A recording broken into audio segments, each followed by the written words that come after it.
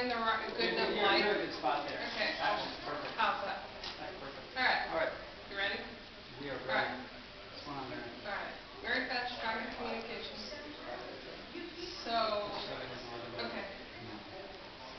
So, what are you, ask the question. What are we doing here today? What about Fareless Square? So, what are we doing here today in the meeting that here? What we're doing is taking public input on proposed changes to Fareless Square. With the new Max line opening this September on the mall, that's 5th and 6th between Union Station and PSU, and moving the yellow line over there. When we look at the coverage of rail in downtown Portland, it makes sense to look at the idea of moving Fareless Square to rail only. Most of the trips taken within Fareless are within walking distance of a rail line, whether it's the existing Max line, the future Max lines on the mall, or the Portland streetcar. So a lot of folks are thinking it makes sense with that enhanced system. When Fareless Square was started 34 years ago, there was no rail system. They only had buses. Now buses are staged about every 3 to 5 blocks away. So if you're on the mall and you think, hey, I want to take the next bus on Fareless, you don't know where to stand. So having Fareless on rail takes that confusion out. A train will come about every 6 minutes, so it's very predictable. You know exactly where you're going to end up. So for all those reasons, and it makes buses operate a little more efficiency, fuel, that's why this proposal is on the table. Who do you see that's impacting the most? Are there any bus lines where people will see a large impact?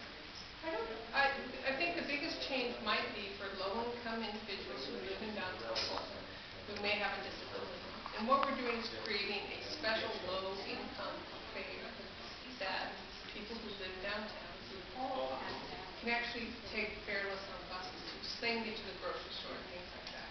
So we are looking at that low-income people with disabilities who live downtown to be able to still ride buses for nominal, something like $25 for a 2-year pass, that kind of thing, to really address that group.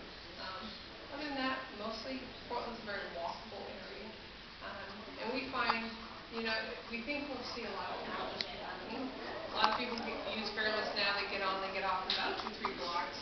So, we think some people will just walk. Why not just make it Fareless? Why not charge on the Max as well? Why not just charge a fee for that? Well, I think Fareless Square is really a special part of Portland, and I think what people want. Fareless Square was created because of air quality issues, but also mobility issues. How do you get people around downtown without driving? So by keeping Fareless on the rail, it keeps that mobility through town. You can be up near PSU, go to lunch in Old Town, and not have to drive. So it keeps that mobility, and it's still good for the environment. So that's why keep Fareless. It's important for tourism, it's important for business, and just easier for the buses to operate more efficiently through the mall.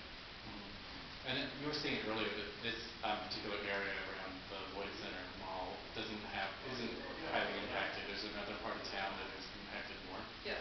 The Fareless zone stays the same. That means from Lloyd District all the way downtown.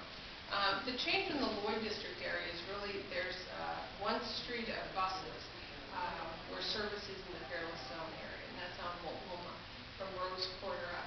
Most people take the rail, so it's a very low impact on the bus side in the Lloyd District. And I think that's why very few people came and testified today. We've actually had comment for a couple weeks now with people sending in emails, and about 60% of the respondents said this makes sense to do rail only. But we want to keep hearing from people. Having an open house, public hearing just helps to facilitate that conversation. And you have one more today at 5 p.m. That's right. And how long does that go, and are you going to have any other ones? The comment period tonight at the public hearing is 5 to 7 at the Portland building. Public comment period goes until this Friday, the 17th of July at 5 p.m. At that point, we'll compile all the comments we've gotten so far, whether it's someone emailed, someone called in, someone attended an open house or a public hearing. And then we'll compile all that for our board of directors, and then look at potentially having. I- That's all right. I wasn't recording at all. Oh. It was, did it twice. All right.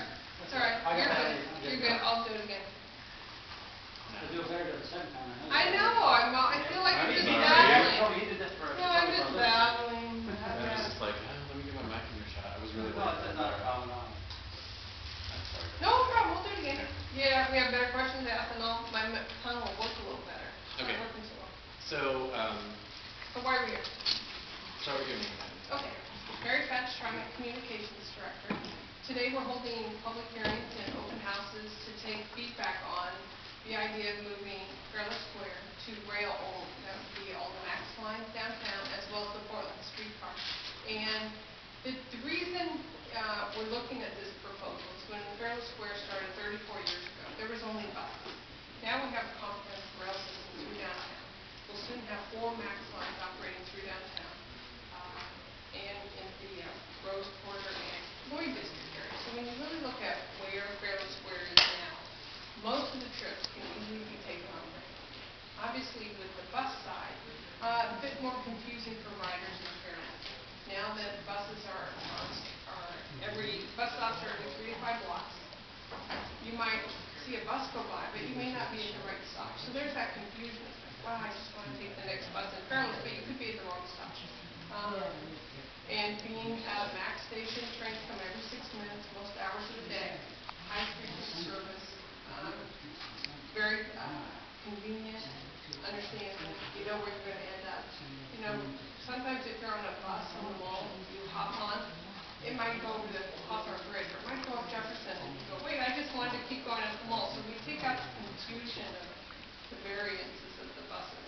So most trips can be taken easily on rail, and so that was why this proposal came forward. Opportunity to still get people around, but more efficient on rail. And who do you think is going to be impacted most by, like, adversely by this change? Well, I think there's a group of low-income individuals who live downtown who might have a disability. And there's a grocery store up Jefferson, Safeway store there. And so the concern is how do you get to there? So we are looking at having a low-income fair downtown for those folks who are low-income and meet that requirement. Maybe it's $25 ticket for 2 years, you know, so they can take the bus. I think the other positive is when you think of PSU as the #1 destination, our entire system throughout the whole Tri-County area, 40% of the people who go to PSU either hit or try. So when you think about having 2 rail lines that will now serve PSU directly, that's pretty exciting. Well, I can bet, yes, from here on, with it. Public comment period? Yeah, so Okay. tell me more about the public comment period today and later today.